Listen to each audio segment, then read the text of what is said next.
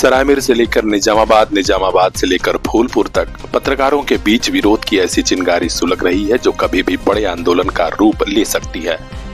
दरअसल यह सब कुछ हो रहा है सरायमीर कोतवाली के 3 सिपाहियों की वजह से। उन्होंने क्षेत्र के एक पत्रकार के साथ न सिर्फ बदसलूकी की बल्कि मारपीट कर एक कमरे में बंद कर दिया। इसी मुद्दे को लेकर आज सरायमीर क्षेत्र में एक बड़ी बैठक हुई। भारतीय पत्रकार संघ के जिलाध्यक्ष वीरेंद्र नाथ मिश्र के नेतृत्व में खरेमा मोड़ पर पत्रकार आमिर इस्लाही के आवास पर हुई इस बैठक में सभी पत्रकारों ने पुलिसिया उत्पीड़न की निंदा की और कहा कि तीनों सिपाहियों के खिलाफ तत्काल मुकदमा दर्ज कर उन्हें बर्खास्त किया जाए। इस मौके पर तमाम मीडिया कर्मी मौजूद रहे। उन्होंने कहा कि हम लोग फूलपुर के क्षेत्राधिकारी साहब से मिले तो उन्होंने मेडिकल कराया है और दोषियों के खिलाफ कार्रवाई की बात कही है।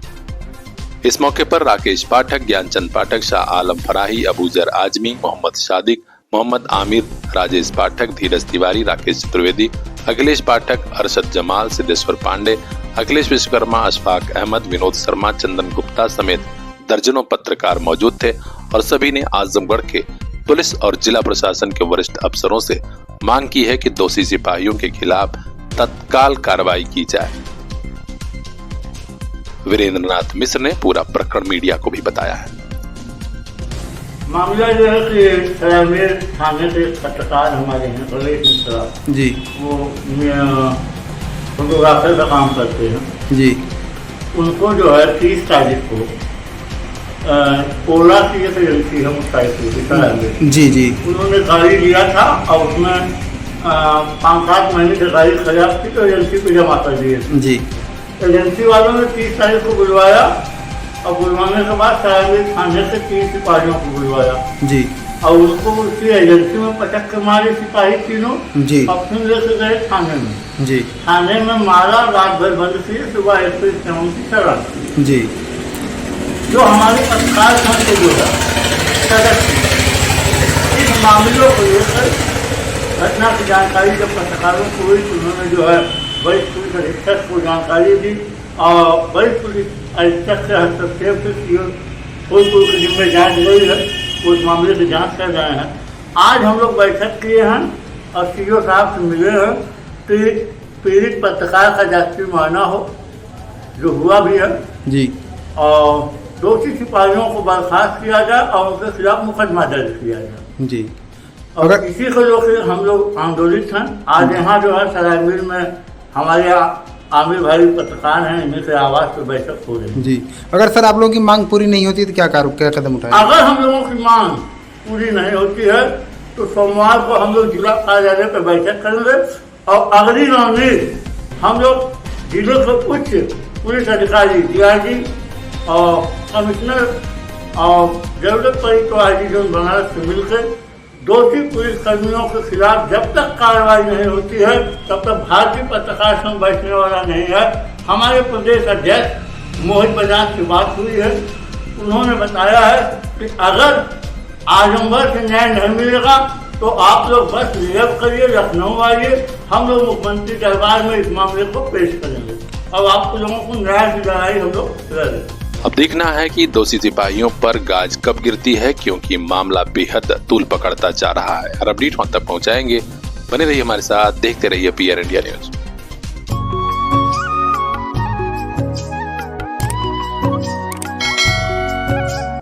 मंजिलों से आगे रास्तों के पार, हाँ हमें भी छूनी है बुलंदियां आसमानों की। CPS group of schools Azamgarh से लेकर भिवंडी तक गार्जियंस के दिल में बसा। Admission open for class nursery to class 9th and 11th।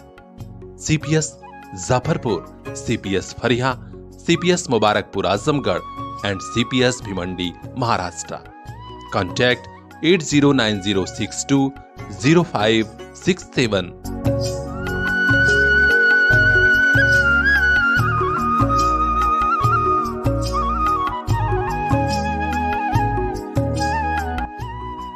आपका अपना CPS।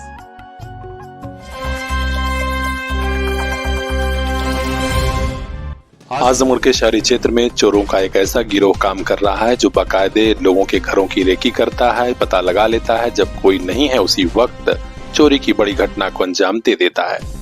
ऐसी एक घटना हुई है शहर कोतवाली के बलरामपुर पुलिस चौकी के सामने पटखौली कॉलोनी में। जानकारी मिली है कि पटखौली निवासी अजय कुमार श्रीवास्तव के आवास पर उस वक्त चोरी की घटना को अंजाम दिया गया जब उनकी माताजी घर से बगल में किसी के यहाँ गई थी।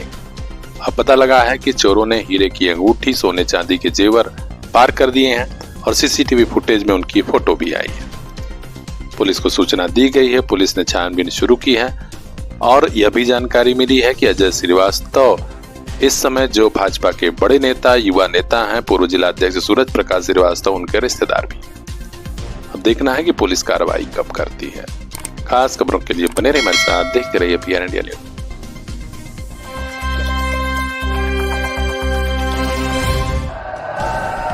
नमः पार्वती पतये हर हर महादेव।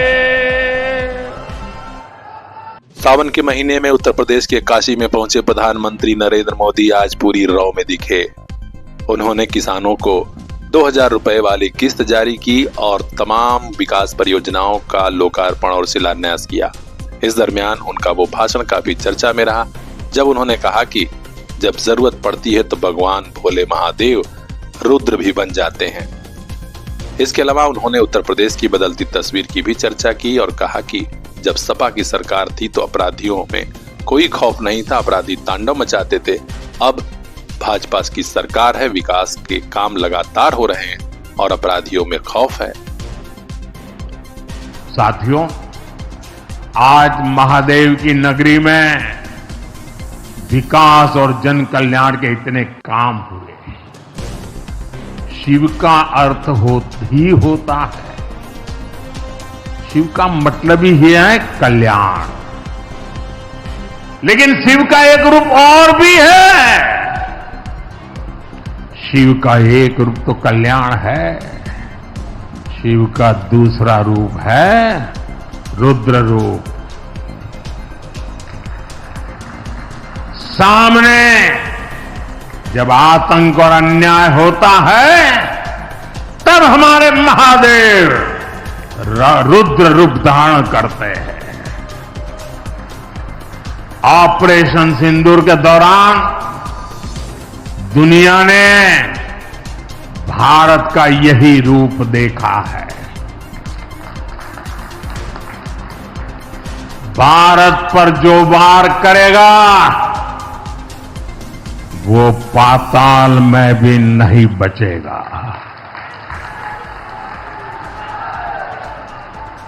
लेकिन भाइयों बहनों, दुर्भाग्य से ऑपरेशन सिंदूर की सफलता पर हमारे देश के कुछ लोगों को भी पेट में दर्द हो रहा है।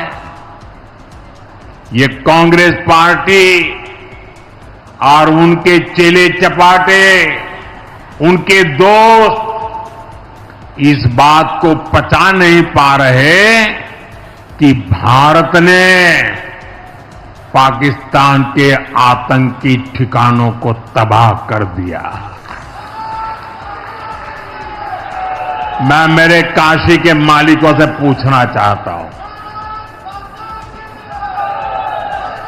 भारत की ताकत से आपको गर्व होता है कि नहीं होता है? ऑपरेशन सिंदूर से गर्व होता है कि नहीं होता है?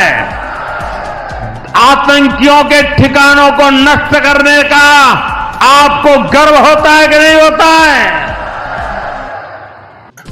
तो आपने सुना प्रधानमंत्री नरेंद्र मोदी का यह भाषण। इसके अलावा मुख्यमंत्री योगी आदित्यनाथ ने भी गजब का भाषण दिया। तो खास खबरों के लिए बने रहिए हमारे साथ, देखते रहिए पीआर इंडिया न्यूज। नमः पार्वती पतये हर हर महादेव।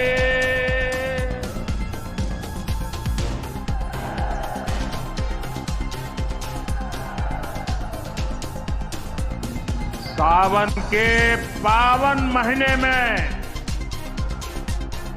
आज हमके काशी के हमरे परिवार के लोगन से मिले का अवसर मिलल है। हम काशी के हर परिवारजन के प्रणाम करत है।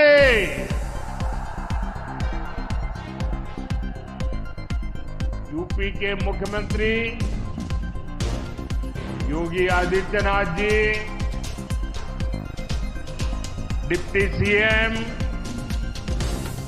केशव प्रसाद मौर्य जी, प्रदेश पाठक जी, पटना से हमारे साथ जुड़े कृषि मंत्री शिवराज सिंह चौहान जी, देश के अलग अलग हिस्सों में जुड़े हुए सभी आदरणीय मुख्यमंत्रीगण, गवर्नर श्री, मंत्रीगण, यूपी सरकार के मंत्रीगण, यूपी भाजपा अध्यक्ष भूपेंद्र सिंह चौधरी जी, सभी विधायक एवं जनप्रतिनिधिगण और मेरे प्यारे किसान भाई और बहनों, और विशेष रूप से काशी के मेरे मालिक जनता जनार्दन,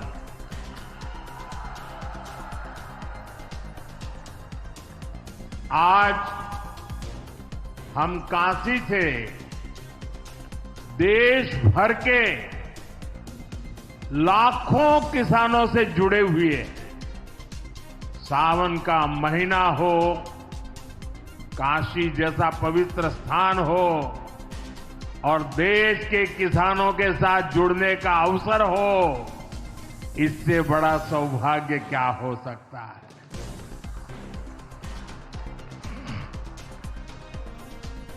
आज मैं ऑपरेशन सिंदूर के बाद पहली बार काशी आया हूं।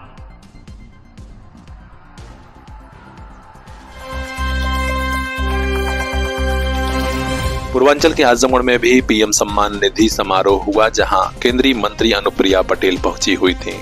जिलाधिकारी रविंद्र कुमार द्विवेदी समेत कई वरिष्ठ अफसर मौजूद थे।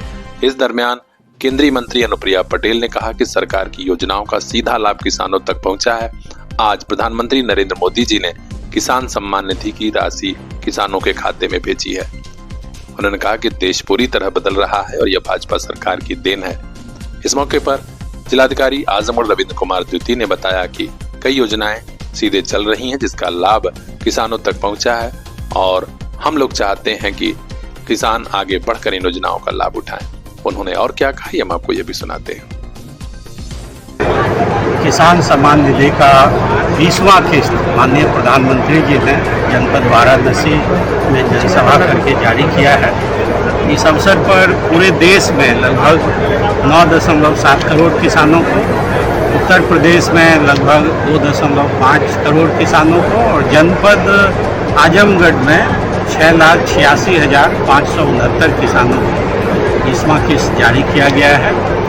यहाँ के इस कार्यक्रम में माननीय केंद्रीय राज्य मंत्री श्रीमती अनुप्रिया पटेल जी ने मुख्य अतिथि के रूप में प्रतिभाग किया और कई सारे माननीय जनप्रतिनिधिगण थे और जिला प्रशासन की तरफ से मैं एसएसपी साहब, सीडीओ और अन्य लोग थे।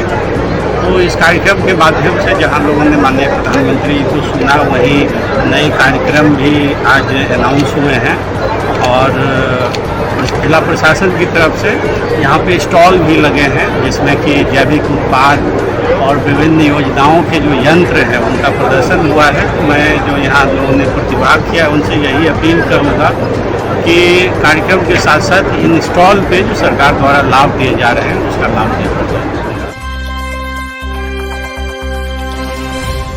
देवारा के विकास में चलाए जा रहे आंदोलन को और गति देने के लिए देवारा विकास सेवा समिति ने जुझारू तेवर वाले कार्यकर्ताओं पदाधिकारियों को नई जिम्मेदारी देनी शुरू कर दी है। सगड़ी तहसील क्षेत्र के नेता नगरी में आज संगठन की एक बड़ी बैठक हुई, जिसमें अध्यक्ष राम केदार यादव खुद मौजूद रहे। उन्होंने तेज तर्रार युवा सोनू यादव को जिलाध्यक्ष की जिम्मेदारी दी है, जिसका सभी कार्यकर्ताओं पदाधिकारियों ने जोरदार स्वागत किया। कार्यकर्ताओं ने कहा कि हम देवारा के विकास के लिए खून की आखिरी बूंद तक लड़ेंगे। नए जिलाध्यक्ष सोनू यादव ने कहा कि दिवारा क्षेत्र के विकास के लिए हम पूरी जान लगाएंगे। उन्होंने कहा कि समाज की सेवा ही मेरा कर्तव्य और लक्ष्य है, इसके लिए मैं काफी पहले से लगा हुआ हूँ। उन्होंने मीडिया से हुई बातचीत में और क्या कहा, ये मैं आपको वो भी सुना दूं। हमारा नाम सोनू यादव है, ग्राम नोबरार दिवारा जदीद पिता सेकंड महाजी। अच्छा सोनू जी, जैसा कि आज हम लोगों को ये पता चला है कि आप दिवारा विकास सेवा समिति के जिला अध्यक्ष बने। जी भैया। तो ये जो दिवारा विकास सेवा समिति के जिला अध्यक्ष बने हैं, तो आपको बनाया गया है, तो दिवारा विकास सेवा समिति को कैसे आगे ले जाएंगे, क्या कार्य करेंगे, थोड़ा बताएंगे।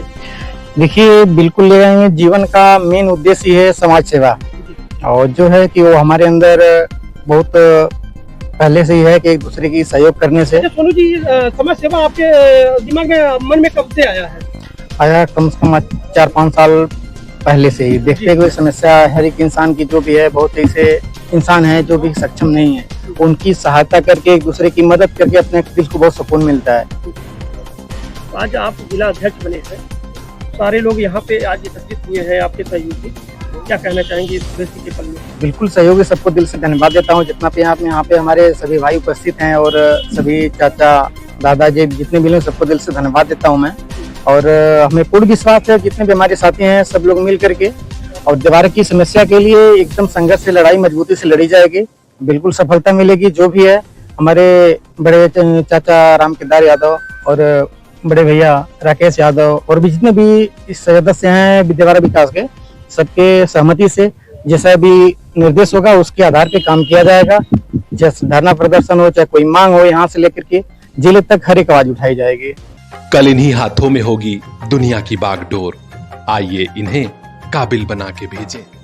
Chandra dust to crown public school, RTO office Ghorat के पास, आजमगढ़ जिले का ऐसा स्कूल जो हर बच्चे को दे रहा सुरक्षित कैंपस, एक्सपर्ट टीचिंग स्टाफ, पढ़ाई के साथ स्पोर्ट्स, साइंस, मैथ और इंग्लिश की स्पेशल क्लासेस, ताकि कल ये बच्चे संभाल सकें जॉब और जिंदगी दोनों की कमान। एडमिशन हो रहा है, जल्दी कीजिए।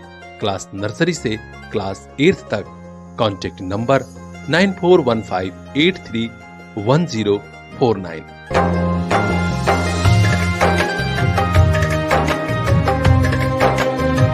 Chandra dust to crown public school, जहां हर बच्चा एक स्टार बन के निकले।